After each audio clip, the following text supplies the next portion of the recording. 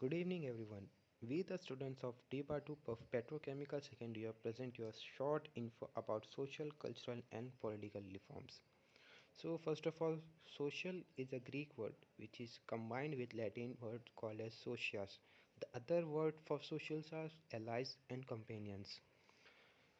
Political, social, and cultural factors in the world have significant influence on the economy and security status on society. The political, social, and cultural factors are parameters that reflect the stability of the local states, nations, or the entire world. All countries are striving to shape the economy and security aspects by ensuring stability of political, social, and cultural factors. Stalin argues that the idea of development is the most recent stage of the Enlightenment notion of human progress as a continual process of internal and external expansion based on the values of rationality, secularity, and efficiency. So, internal expansions involve local and national industrialization strategies geared towards economic growth, while external expansion entails being in tandem with the globalization development. The objective of achieving economic growth and stability is to eliminate poverty, which is a perpetual issue in the world full of inequalities and competition. Therefore, poverty is an issue that transcends political, social, and cultural dimension, and it affects individual members in the society at all levels, be it at local, national, or international levels. People are unable to satisfy basic human needs due to poverty in the society. There are two types of poverty, viz. The absolute poverty and the relative poverty. Absolute poverty is the complete inability to satisfy the basic human needs, while relative poverty is the inability to afford quality and standard human needs. Stalin defines poverty as a human condition characterized by the sustained or chronic deprivation of the resources, capabilities, choices, security, and power necessary for the enjoyment of an adequate standard of living and other civil, cultural, economical, political, or social rights. Poverty dictates the kind of lifestyles that people live, and that explains why there are various socio-economic classes of people in the society. There are so many acts that were made in the Constitution of India. The first is the Regulating Act of 1773. In this act, the Governor of Bengal as the is designated the Governor of Bengal as the Governor General of Bengal. The Warren Hastings became the first Governor General of Bengal. Executive Council of the Governor General was established. There was no separate legislative council. India Act of 1784 distinguished between the commercial and political function of the company. Court of Directors for commercial function and Board of Control for political affairs. Third Act is Charter Act of 1813. The company monopoly over Indian trade terminated trade with Indian open to all British subjects. The Governor General of Bengal became the Governor General of India.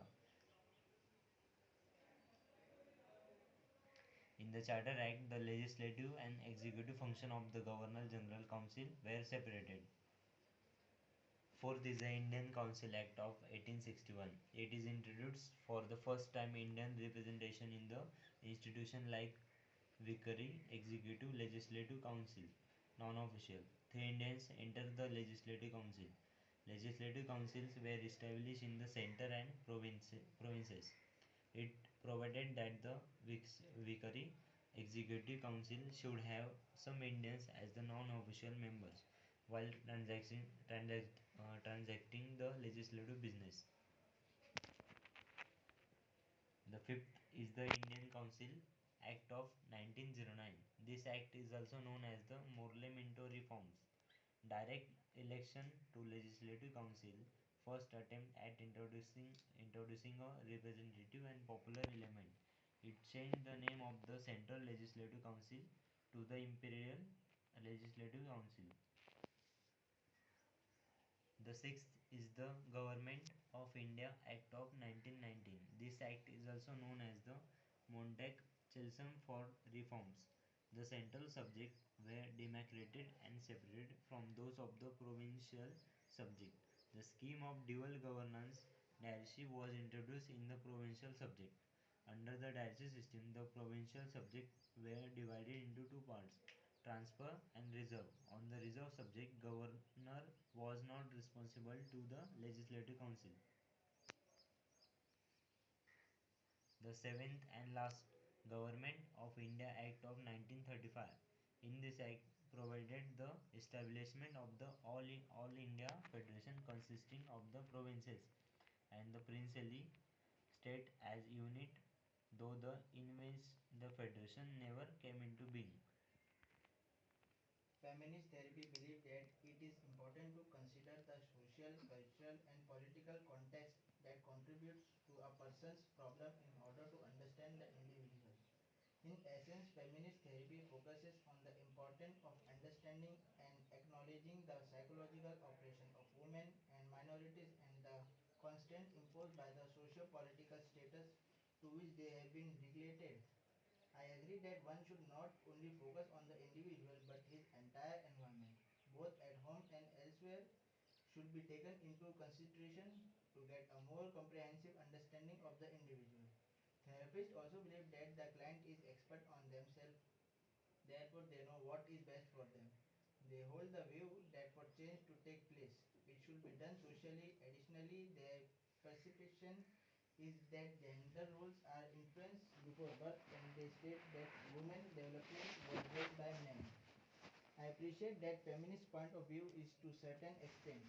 I agree that a client knows what is best for themselves, but what about a client who has a mental illness that is blocking their judgment?